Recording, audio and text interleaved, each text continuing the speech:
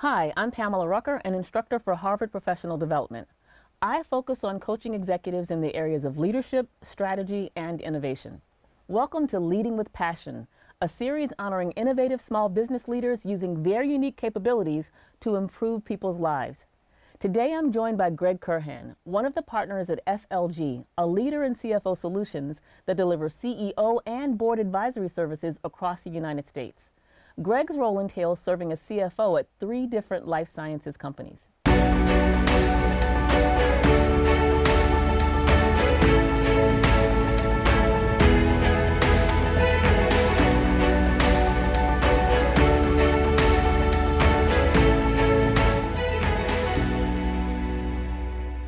Greg, welcome to the program. Thank you. So look, you work with 3 different organizations. Can you tell me a bit about your history and how that happened? Sure. So I'm a partner at a consulting firm called FLG Partners. We're a group of chief financial officers. We all have 35, 40 years business experience. And so my 3 clients that I'm currently working for are all through my FLG engagements. I see. And so you said your background is in 3 different things. What are each of those companies and what do they do? Yeah, so they're all life science companies. Mm-hmm. One is developing a shingles vaccine. Wow. One was working on organ injury and repair, but there's been a pivot there, and I can tell you about that later. Okay. And one is working on advanced cell therapies for cancer. I see. Now, how is it that you came to work for FLG and these 3 different companies? Is this something that you always wanted to do? No, I had no idea this is where Really? I would end up. No, I had been in the investment banking world for about 35 years, Okay. mostly here in Northern California. So I'd been mostly working with information technologies and biotech and medical devices Got it. and typical Silicon Valley, type businesses. Around 2012-ish, I got out of that line of work, Okay. and I've been doing CFO work pretty much for the last decade on and off. Okay. So investment banking, that's a great career. What made you get out of that line of work? It was exciting. It was rewarding financially. It was fun. Yeah. It put me on the forefront of a lot of new businesses, but it's an extremely demanding lifestyle. Yeah. It's all client service, Yeah. and it's very transaction oriented. Yeah. You live on an airplane, Yeah. and I mean, that can be fun too, but Yeah. it gets old after a while. I have 3 kids. Mm. My youngest is now 25, and so at a certain point, I just didn't want the lifestyle of being gone 4 to 5 days a week, 3 weeks plus a month, and I just wanted to be there to spend time with my kids. So as you're sitting back thinking about, okay, I have this great career, I have this great family, I have these things that I want and things that I don't want, how do you decide that this is the direction you're going to shift into? Because I think a lot of people go through that, right? That they've done something for the bulk of their life that they find out, maybe I'm not wanting to be that anymore. Yeah. Well, so investment banking and CFO, they're both financial oriented, jobs. And so the basic qualifications and skill sets kind of work for both of them. And my clients had always been CEOs and CFOs for, all my time as an investment banker. Yeah. I had done a very brief stint as a CFO at the end of the last century. I'd been a internet CFO for an internet company for a brief period of time, and they'd brought me on to help take them public. Okay. And I liked it, but then I went back into investment banking. I actually started my own investment bank after that. Did Wow. that for about a decade. Wow. And so as I was deciding I'm going to get out of being an investment banker, it was sort of a very natural transition. And one of my investment banking clients, called me up one day and said, "Hey, I need to hire a CFO. I just took on some venture capital investors. They're telling me I need to hire a CFO. They're suggesting people for me. I've never done this before. I'm not sure if I should trust them, or they're just going to have like a plant inside. What do you think?" And it was at that moment I was sort of thinking about career transition myself. And I said, "Well, what about me? What are you looking to do?" And so it went from there. You did something that I hear people do often. They drove right by this important point. So you said that you were in investment banking and you started your own bank yourself? Yes. What made you do that? Well, so the companies I worked with in investment banking, the industries I worked with were very entrepreneurial. Yeah. They were all, like I said, Silicon Valley based, startup Right. companies, Right. and so forth. I had actually worked for a number of small companies that grew quickly, Right. including one or two that I had started myself. Yeah. And so I really liked the whole concept of trying to do something first and by yourself. And the whole thing with entrepreneurs is they always have to believe that they can do something, even though the rest of the world has either already tried and failed or hasn't thought about it. Yes. There's something inside of them that says, well, I can do it. Yeah. And I did have that sort of element. And then as I was coming out of being a CFO back into investment banking, again, a circumstance came about where one of my old partners said, hey, I'm doing this. Do you think you'd be interested? And immediately I was, yeah, I'm ready. Let's do it. And that was starting something from scratch. That's so interesting that you've thought about that, though, that in order to be a successful entrepreneur, you have to believe that there's something that you can do that someone else can't do. Yeah. Right? That is part of your value proposition, that there's something that is a need out there that I can fulfill that nobody else can do. And you recognize not only that they need money, but that you probably needed to do the same thing and start your own business. Yeah, and I've worked once or twice for big organizations, and it hasn't gone well. It just, the pace of something that's very exciting about small, fast-growing entrepreneurial companies is the pace of change and decision making is rapid. Yeah. And I find that stimulating, invigorating, and the flip side is, I think one of the biggest skills to getting by in a big company is not rocking the boat and sort of being politically astute. And I'm not degrading people who have had long careers in big companies, because they're good at that and other things, obviously, but I'm not good at that. And I figured that out a couple times, and so. Yeah, one of the biggest things people need to do is not only recognize where they want to go and what they're good at, but what they're not good at too. And it sounds like you figured that out. You talked about startups being these small, nimble, very agile organizations, but they're also pretty risky. I mean, how do you deal with that level of risk and trying to both steer them and find money for them? Is it ever something that you feel like you've done extremely well and wanted to do again, or something that you failed at? Yeah, well, anybody who's done startups has failed. I mean, unless you're Mark Zuckerberg, you don't hit it on your first time. One of my mentors and bosses from years past used to say, related to that, is like, you only have to get it right the last time.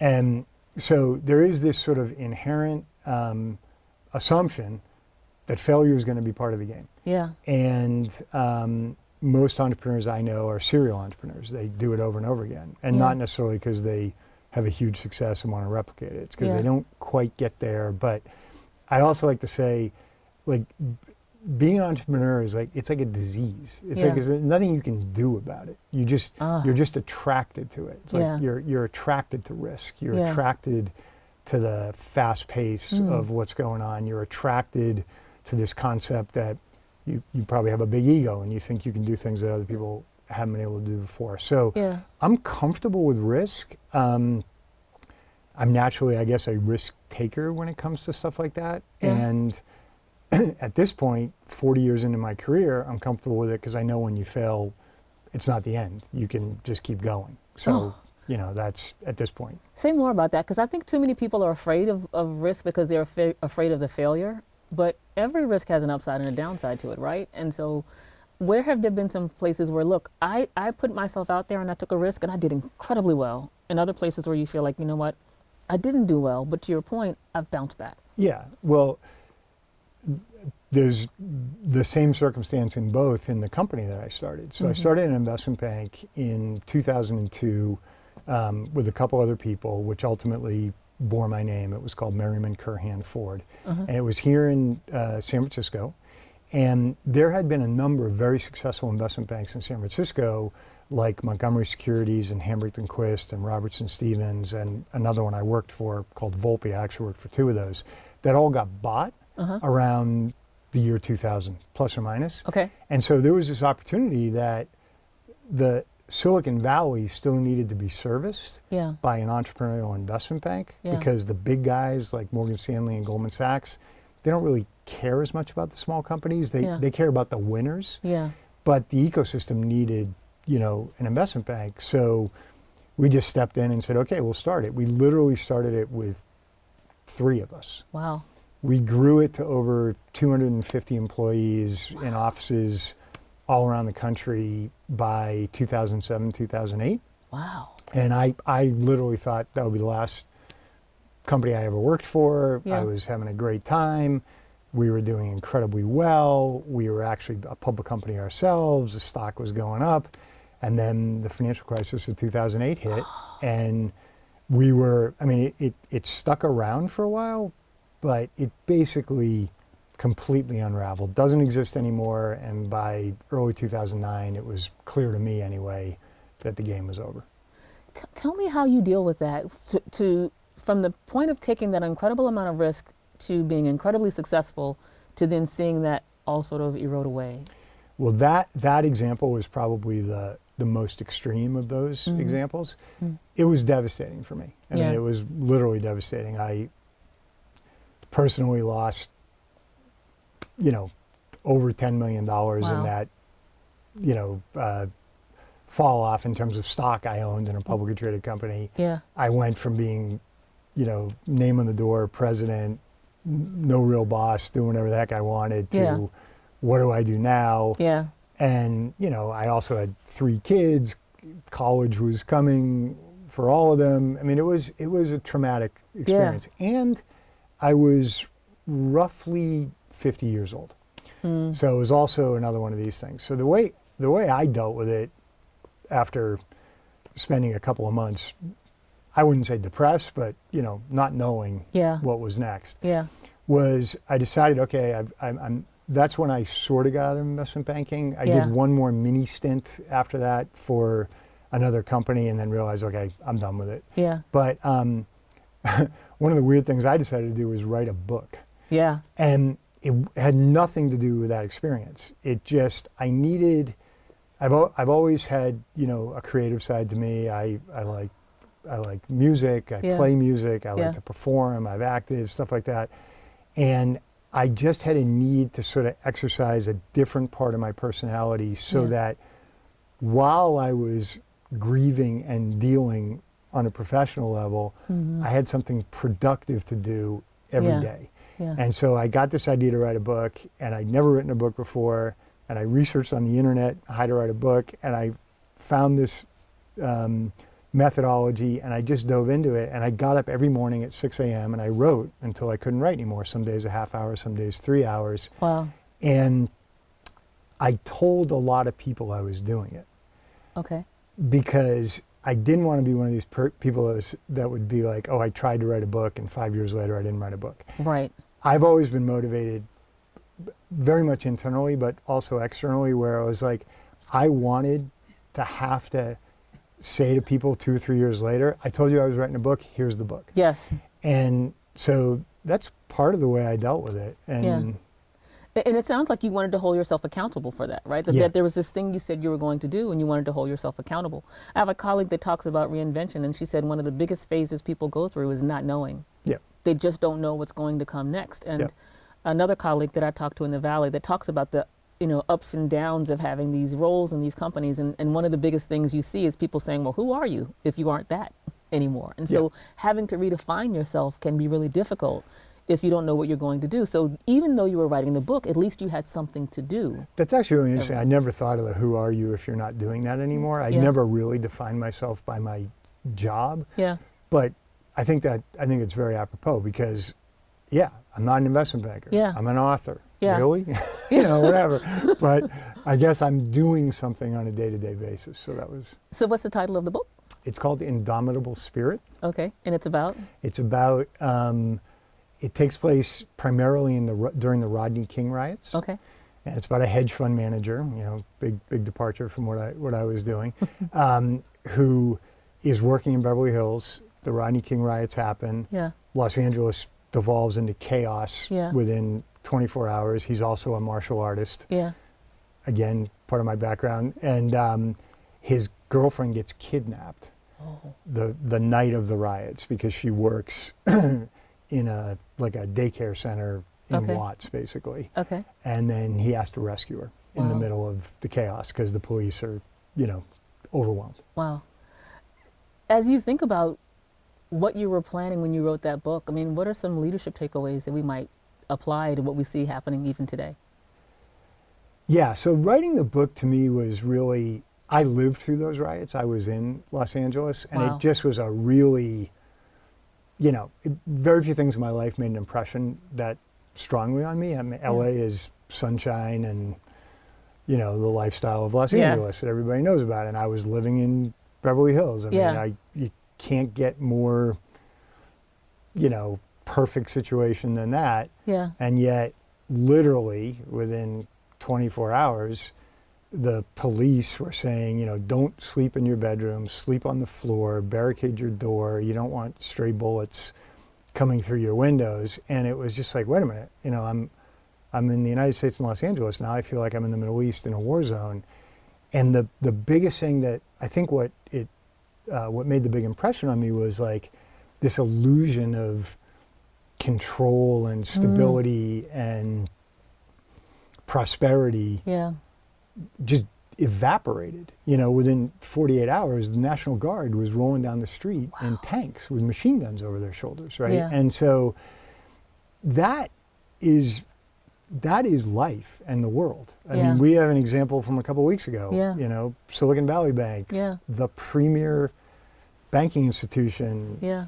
for all the startups on the West Coast in California, made a mention on a Wednesday night that they were having some issues, and by Friday morning they were gone. Yeah. And no one saw that coming. No one saw it And coming. So you just have to be able to somehow navigate in an environment that's going to be forced on you from time to time, Wow. where your illusion of control and everything else evaporates, and there's no playbook, and there's not necessarily a precedent that you can even rely on, and you've got to just, you're on the wave. You got to stay on the board. You got to be on the wave. You got to And stay there. That has happened in my professional life. That happened in that Rodney King. It's happened personally. It can happen with your health. It can happen with your kids. It can happen with your parents. It can happen with anything. Yeah. And so to me, that's probably the big takeaway there.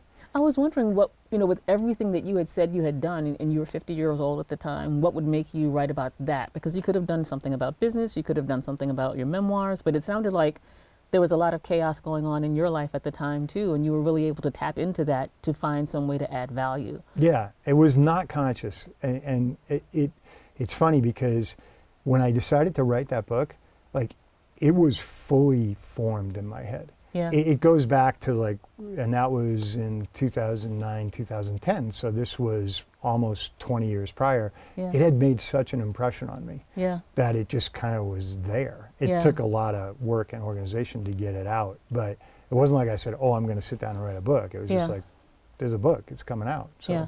here we go. You've gone through this series of events where you've been an investment banker, you started your own bank, you've lived through these riots, you've written a book about it. To your point, sometimes you don't necessarily know where you're going to land, but you have to know how you're going to add value. How has this theme of knowing how to add value helped you even as you work with the 3 companies that you're dealing with today? Yeah, so I've always, for a lot of my career, I've had clients that I had to service, whatever it was, but in the investment banking world. And at this point, this role as a CFO, as a consulting CFO, is really interesting. Number one, I can have more than one client and at a time. And number two, I mean, I'm over 60 now.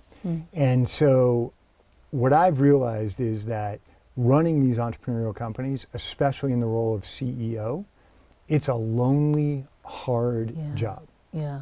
Because you do have a board of directors that you report to, Yeah. and they're kind of your boss. Yeah. And then you got everybody else in the company that ultimately reports to you, and Yeah. all eyes are on you during whatever the difficult decision process is. It's not always a crisis. Sometimes it's just, do I go left or do I go right? Yeah. Is it time to grow or time to, consolidate? And it's hard to be in that position alone. Yes. And what I feel like now, with my experience and with my position as a consultant, is that I can just be very honest and open with these CEOs of, this is what I think you should do. And I don't worry at all about whether they're going to agree or disagree with what I have to say. Right. And if I offend them somehow, which I'm never, I try not to be abrasive in giving contrary advice or whatever. Right. But if I offend them, fine. they'll Right. stop being my client. Yeah. I'll get another one. Yeah. But what I found in all my client relationships, going back to being an investment banker, but carrying all the way through to my job now, being consulting CEO of FLG, is they all really just value that so much. Yeah. They may take the advice or not, but they just value knowing that when I say what I say to them, I believe it. Yeah. I have no agenda. Yeah. It's just, this is what I think you should do. Yeah. And that's just really, I think it's really hard for them to find those type of relationships where they can trust somebody's going to say what they mean, Yeah. and it's not going to have an agenda behind it. Yeah. I think it's so great that you have been able to figure out what the job is that people want you to do. So functionally, yes, they want you to help them raise capital, but this emotional side of being able to be authentic with them and talk to them, where does that come from? Does it come from the years you've worked in the industry? Does it come from something in your childhood? Where does that come from, that sense that I can be myself and tell you what you need to hear? I've always had that. It's been innate. I think I've learned to modulate my delivery over the years. I've had plenty of situations where I spoke my mind and it didn't go so well, Yeah. and it also, different circumstances. The other thing is, you think of work and then not work, right? Yeah. But work is, you spend more hours with the people you work with You do. than the people you don't. You do. And for me, that means I have to have personal relationships with these people. I'm a gregarious person. I love getting to know people. I like talking to people. I'm Yeah. at the point in my career I work out of my house. I don't necessarily need to be around them physically all the time, but I need that interaction. Yeah. So for me, it's kind of easy to get into that emotional connection Yeah. with someone. I don't have just business Yeah. relationships. Yeah. I have personal relationships. Yeah. But it sounds like you don't just focus on the connection with the person. You try to be a catalyst too. You try to take action. I heard you say one time that no one's going to fix it for you, right? Yes. You gotta fix it for yourself. Nobody's Yep. going to come help you. Yep. Period. Can you talk about where that comes from?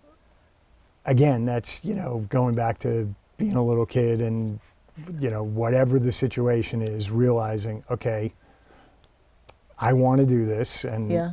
I'm not, no one's going to do it for me. Yeah. My mom was always like that, she was always she raised my sister and I as a single mom. Yeah. And, she had a job, and I'd have to come home from school, and if I wanted to eat something, I had to open the fridge and make it myself. And if Yeah. my sister was hungry and my mother wasn't there, I had to make dinner for both of us. And, kind of a silly example, but it just sort of carried all the way through. And then you get in this feedback loop where you realize, I can do what I want for myself. Yes. And if somebody's going to tell me no, unless they're going to do something for me instead, I'm going to go ahead and do that. Yeah. And you get sometimes good, sometimes bad, but you get that feedback that, okay, I've got to be self-sufficient. It's so interesting to me how people's path in life helps them become who they are. Because I can imagine, to your point, if your mom is working and you need to eat, and you realize, I'm not going to eat unless I fix my own food, that does build into you this attitude that if I want to do something, if I want to achieve something, I'm going to have to do it myself. I can't wait for somebody else to come do it for me. So let me turn to the companies you're working with. How do you help these companies realize that with the missions that they have going on right now? I mean, 3 great missions that you've talked about, one with shingles, one with a company that wanted to go public, and then this third company that's doing advanced stem cell therapy. How do you help them figure out how they can help change the world too? Well, yeah, so I don't advise them on the science, right? Mhm. Because that's not where I come from. Yeah. And what I find in these biotech life science companies is the people that run these companies generally have a really, they're PhDs, Yeah. they're maybe PhD MBAs, they've been MDs, they've been scientists, they're very accomplished people. Yeah. But those paths all take a lot of dedication Yeah. to, becoming a PhD is a 10 or 15-year journey. So Yeah. how are they supposed to learn how to run a business while they're also learning, to find how to isolate and figure out the best proteins or, Right. whatever. And so what I try to do is say, okay, you've got the science part. I need to understand it because I Yeah. need to be able to help them articulate it to employees, investors, Yeah. board members, Yeah. corporate partners, whomever. But what I really need to do is say, okay, let me help you with how do you establish a business? How do you incorporate? How do Yeah. you raise money? How do you grow? How do you handle your HR function? How do you pick an accounting firm to be your auditors? How do you figure out what law firm to use? Yeah. When you're growing, how do you budget for growth in an environment where all of these life science companies operate at a deficit for a long time? Yeah. Meaning they don't generate their own cash. They're Yeah. always dependent on somebody else for cash, and Yeah. markets fluctuate. Yeah. So how do you make a plan and know that the day you put the plan in effect, it's obsolete and Yes. wrong, and how do you correct Yes. course? So those are the things that I try to bring to these companies, and it's fulfilling for me, number one, again, on the people aspect, because all of these companies go from zero to something, and like I said, I grew a company from 0 to 250. I know the challenges that are involved there. Yeah. They're all trying to make people's lives better. Yeah. And again, while I don't really have a contribution to make there on the science side, it's nice to go to work with a company, for a company whose product is gonna maybe save people. Yeah, it's gonna change the world in some way. improve their quality of life, Yeah. extend their life, you Yeah. know, make it possible for them to have kids, you know, whatever it is. It's Right. like that's very fulfilling too. I can imagine that the startups really value having somebody with your wealth of experience too, because it's got to be difficult to find that deep level of expertise when you are a startup. Yeah, it's kind of interesting. It's when I was right before I joined FLG, I worked as a full-time CFO for a medical device company. Same kind of thing. They could be a client of FLG. They weren't, and I went to work there full-time. And when I left there, or was getting ready to leave there, because the reason I went there was to help them go public, and it was going to take another 3 or 4 years. They'd do more clinical studies, and it was sort of like, okay, my fit's not perfect. Right. As I was looking around, saying, okay, well, I've got this great experience. I can go work for a CFO for any of these other companies, and at this point, I'm in my mid-50s, and I probably reached out to over 100 companies, very organized, through not cold calls, Yeah. you know, people on their boards, venture capitalists, Yeah. whomever, got Yeah. introduced to a bunch, and no one wanted to hire me. And it was never like, I don't want to hire you. It's just, yeah, you made it through the process, and we're going to go another direction, or you know, Yeah. whatever. And I realized that there was this whole, and I started talking to some other people, the double-edged sword in Silicon Valley is they're all entrepreneurial, and they want to be entrepreneurial, and they want people with experience. But in Silicon Valley, there's such a youth culture focus Yes. that they didn't want an employee CFO who was going to be 55. But in the consulting world, they love that, Yeah. because they get all your experience, but you're not an employee. Yeah. So the risk of you not fitting in culturally, and by that it could mean, you know, you're not willing to spend, you know, 14 hours, this is all pre-pandemic, 14 hours a day in the office, Right. and, you know, go out for pizza and beer every night, Yeah. and this, that, and the other thing. Yeah. As a consultant, you're sort of safe. Yeah. Now, what's funny about it is, after the fact, both because of the pandemic and everybody works remote now, or some element of it, and once they get to know you, these CEOs, they often realize that whatever they thought they wanted really wasn't exactly what they wanted, Oh, in terms of, you know, hiring somebody younger and, right. you know, whatever, and Right. because you don't get the flip side. Well, it's hard to throw something at me I haven't done before. Right. And not only in the execution phase of, okay, you need to set up a subsidiary in Australia, I know how to do that. You Right. know, you need to raise money in this fashion, I know how to do that. You need to bring in a PEO to help you scale your business, I know how to do that. Yeah. But really, on the other side of it that we were talking about, which is, you know, they've hired a VP clinical operations, and after 2 months they're going, oh my God, I don't think this is going to work out. Yeah. And where my response is, the minute you know that, it isn't. Yeah. So do not spend the next 11 months trying to convince yourself that what your gut is saying is that it's not working. Yeah. Because 11 months from now, it's only going to be that much harder. The person's going to be that much ingrained in the organization. They may have infected, you know, other things by Right. being there, whatever. Right. And someone who's 35, 40 years old can't give you Wouldn't that be able to do advice. that. They haven't seen it enough. Such an excellent point that the very thing that might work against you in one scenario will work for you in another one. And it looks like the people that you have worked with have started to discover that. But what about you personally? Do you have traits that might have worked really well for you before that you feel like also maybe work against you a little bit? Oh, sure. I mean, we all do. I mean, what we've been talking about is this entrepreneurial, dynamic, exciting, fast-paced environment, Yeah. which I love. Yeah. Something that, and again, we talked in the beginning about saying, okay, well, if you're work for a big company, what I don't have in abundance is patience.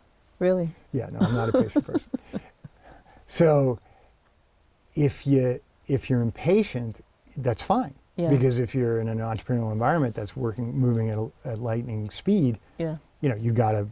it's all about this. Yeah.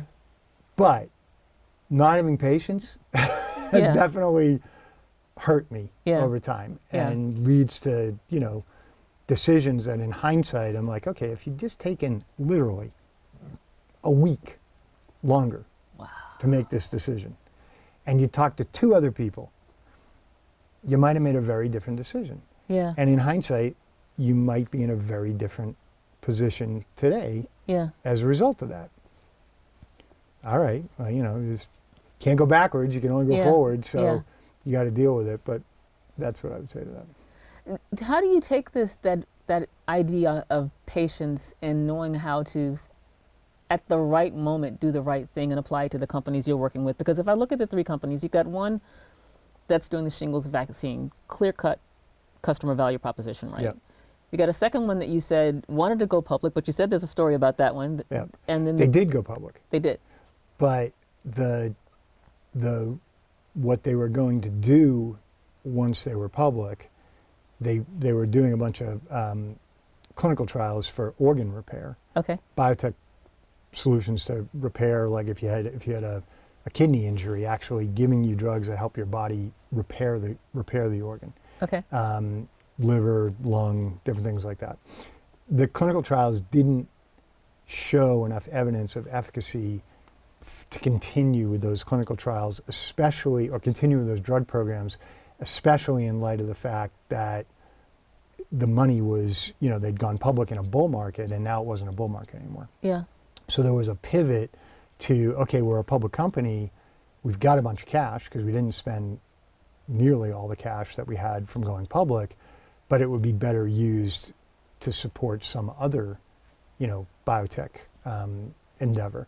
And so there was that whole process, which actually, I say like my job in these companies is kind of being an in-house investment banker. Yeah. Because the CFO for a startup life science company, number one job is to make sure you don't run out of cash. Yeah. Whereas if you work for a bigger company, you might be focused on improving your gross margin Right, or right. compensation across your organization or Right. whatever it is. Right. That doesn't really exist at Right. these companies. Right. But it's not just, it's also operational, right? It's also some of the things we talked about.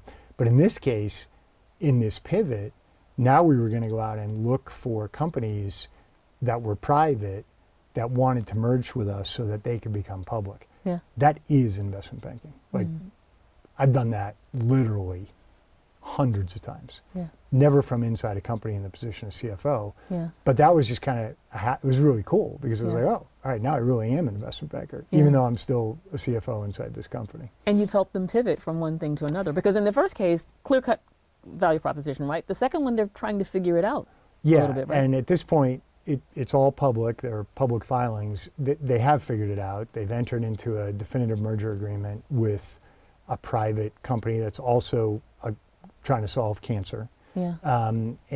But we looked at literally hundreds of private companies and almost acted as a venture capitalist. They pitched us what their idea was, and we had to figure out, given the amount of capital we had and given their science, which again, that wasn't my job. There were other people evaluating the science. Did it make sense for the companies to come together? Yeah. And so, And then the third one, advanced stem cell therapy, Yeah. pretty complicated. yeah. How do you help find value? What do you see as the common theme across all three of those? Yeah, well, and it is by far the most complicated science that I've been involved with, and it's hard to keep up with.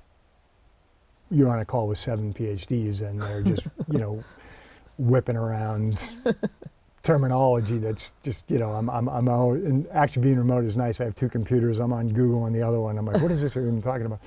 But yeah, I mean, again, it's all about the same thing.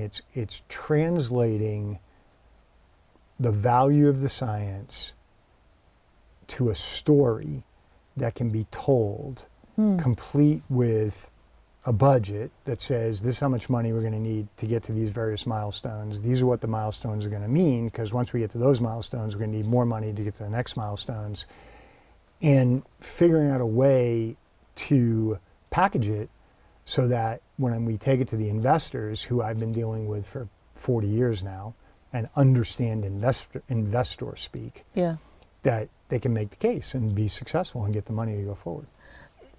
I love the way that you phrase that, right? So it's understanding, translating that value into a story that can be told that will fit a budget, right? So if I just take the life sciences part out, right? There's an incredible value proposition for you in doing that for the organizations, right? Because that's what every startup is going to need. Yeah, someone that can tell their story. Yeah, I've been doing consistently for 40 years. That has never changed. That's probably the one constant through the whole thing. Yeah. So given all that you've learned and all that you've seen, what do you wish you knew then that you know now?